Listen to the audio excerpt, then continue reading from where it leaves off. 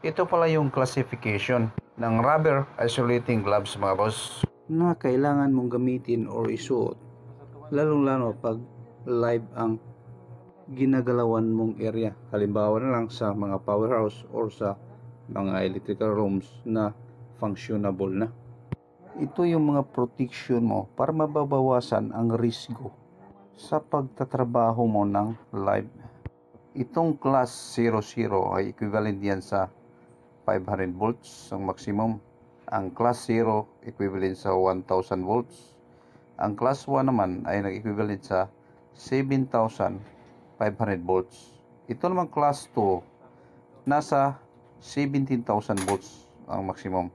Ang class 3 naman nasa 26,500 volts. Kaya kung ikaw ay nasa testing and commissioning or isa kang maintenance sa isang gusali, lagi mong i-value ang iyong kaligtasan o yung safety mo. Dahil hindi lahat ng iyong superior ay binavalue yung iyong safety.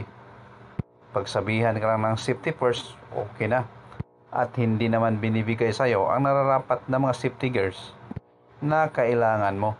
Minsan kasi nakapokus lang sila kung ano ang inuutos nila. Siguro sa ibang bansa ay pinapractice nila ito dahil mahalaga sa kanila ang safety ng bawat tao.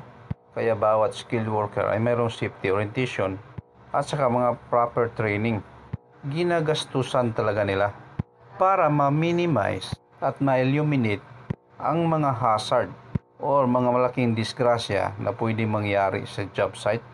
Kapag kasi isa kang electrician or technician na gumagalaw sa mga live area, para ka ring sundalo niyan. Ang isang paa mo ay nasa hukay na, samantalang ang kabilang paa mo nasa trabaho at sa pamilya. Hingin mo lagi sa superior mo ang mga safety gear na kailanganin mo sa trabaho.